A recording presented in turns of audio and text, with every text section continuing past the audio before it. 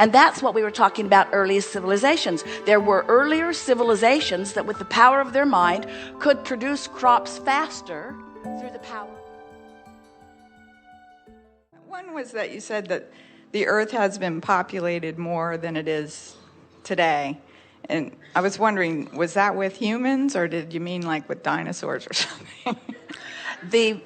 Your planet is much, much, much, much older than any of your geological discoveries have indicated. And you have far exceeded the population that is here now on many occasions.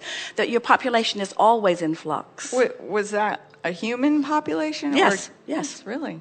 Yes. So has it been you are pumping each other into your gas tanks even as we speak.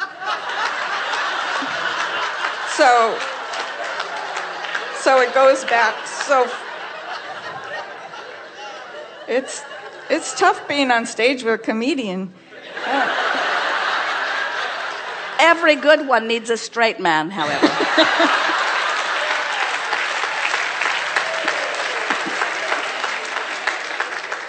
I'm always available. And you also said that there have been more technologically advanced societies. Is there any evidence of that, or have they just been so swallowed up into the oil that... The evidence of it, very good statement. We'll do the funny ones.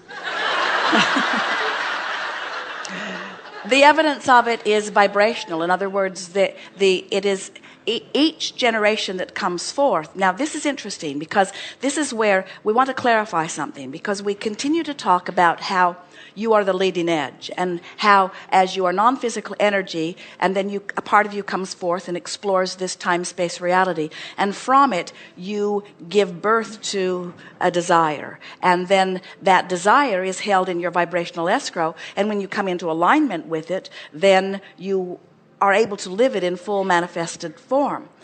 So when we say that there have been more technologically advanced societies than now, scientists freak out at that. They don't want to hear it at all because they can't find the evidence of it. And incidentally, the thing that holds them back most of all is not only they're needing to find physical evidence of things, but they're needing everybody or many people to agree with the physical evidence that they've found before they will allow themselves to vibrate there, which slows them down very much. But what we're getting at here is it seems like a contradiction, but it is not. That as your leading edge society asks for more and then comes into alignment, that each society then would be the most leading edge.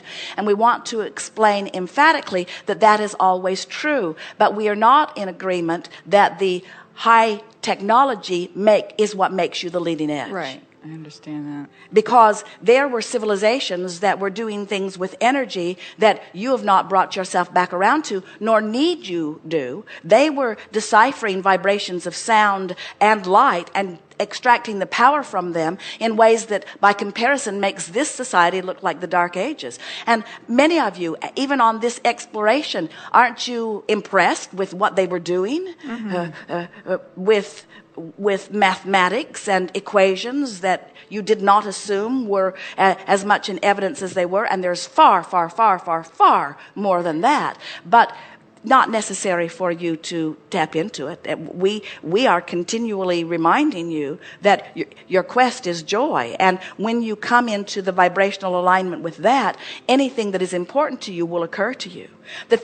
Do you know what slows civilization down more than all other things put together?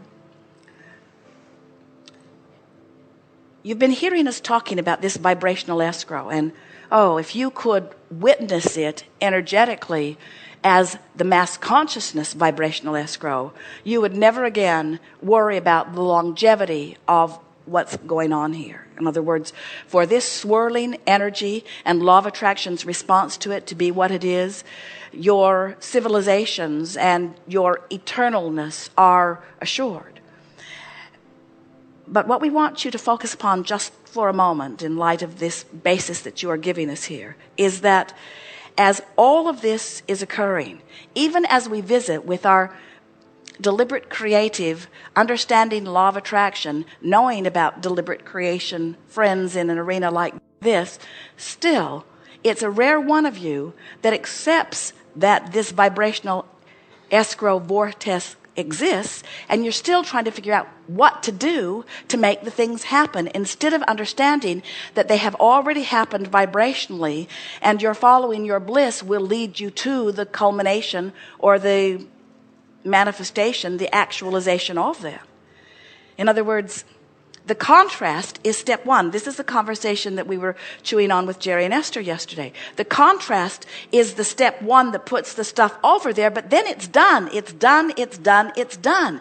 And your intense scrutiny of how what's done relates to what's manifested holds you in the not letting it manifest category, so that you hold yourself apart from the evolution, from the expansion, and from the materialization of so many things that could come so much faster.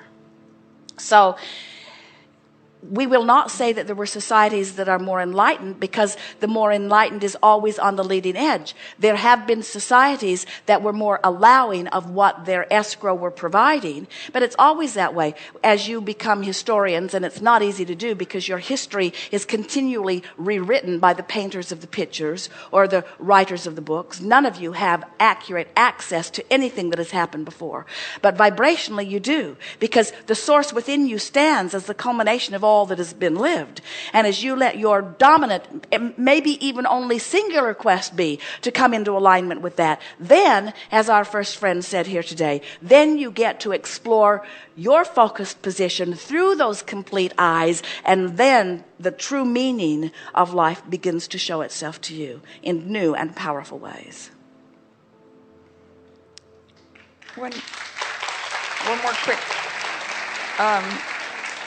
One more thing sort of relating to time. You've talked about, when you plant a seed in the ground, you just know that it's going to take a certain amount of time for it to sprout and grow.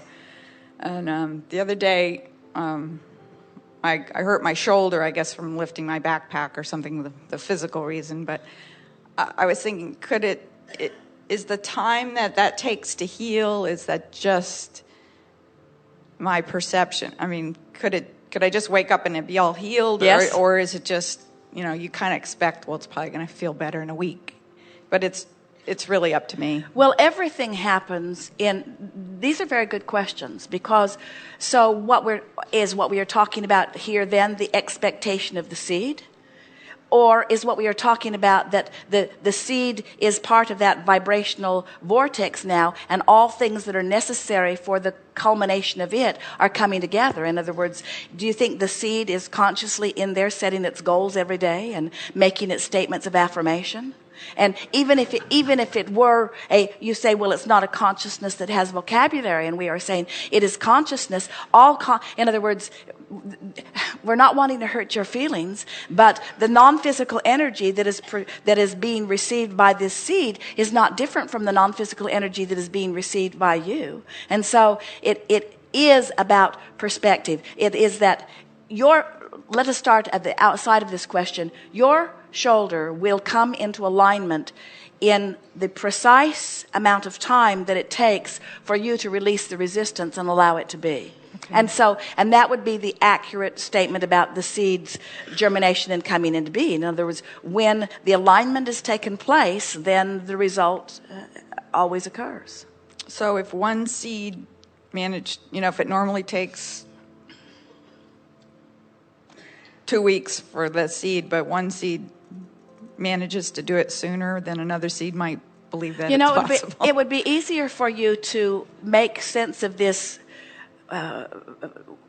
will be kind, weird analogy.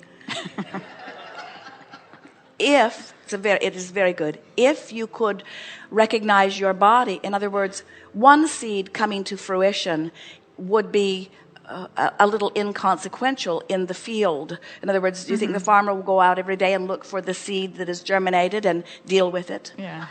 Or is it better if there is a sort of cooperation and they all come to fruition? It is the intent, the broader intent that is being satisfied. And so the seeds are coming forth in the analogy that you've offered in accordance with that broader intent. It would be a better analogy for you and easier for you to understand it if you would understand that in the area of your discomfort, you have trillions of cells throughout your body that are all cooperatively coming into alignment, and each of them individually knowing what to do, and them coming into alignment. As we said the other day, the cells of your body are coming into alignment. It is the thinking mechanism or the captain of the ship that is usually the only odd one out. And so the expectation that you have about it does hinder and disallow the well-being from coming into place as quickly as it could. Really, what all of this is bringing us around to say, and we think that it is the basic theme of this leading edge conversation that we're having in these days that we are together, you all, in your deliberate creative attempts and in your trying to justify your existence, are being too hands-on in the trying to bring things into place for you. If you could, and so everything that we're talking about, redundant as it is and will continue to be until you get it,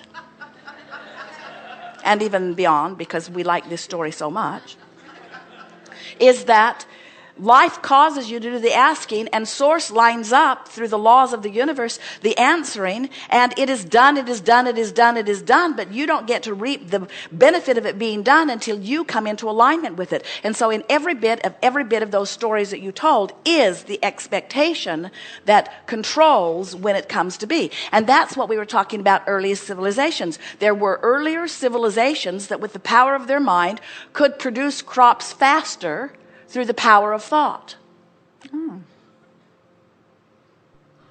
Could produce healing faster through the power of thought. In other words, alignment is alignment. Great. Abraham, would not... There's enough trouble on this stage already. I'll be really good this time. Relative to her analogy, is it something like it's our body's nature to be well? Yes. It's our body's nature to develop and evolve and enjoy itself and lead carry our mind on to joyous experiences, whatever we decide to have. Certainly. And so if we throw a big backpack against it, that of course would deter its natural, normal direction that it would continue to try to find. Unless we keep throwing backpacks against it or something. Now, I just want to jump to the seed thing. So the same thing with the seed. Is the seed not evolving and reaching out for its joy, for its expansion, for its development, for whatever it's intending to be? And if we put a rock over it so it can't get any sunlight or water, it still doesn't stop its intent. We've just stopped it temporarily. But its still intention is still to fulfill itself and expand. And that is correct. The seed's as natural as our body. Our body's as natural as the seed. They're all intending to express, and if we get in the way of it, that's just a temporary restriction. Well stated, and let's take it further. Okay. Every seed that you know on your planet could grow in every region of your planet if it were not for the expectation of man that prevents it, because the seed has the ability to adapt and would. Just as we do. Just as you do. Thank you. Good.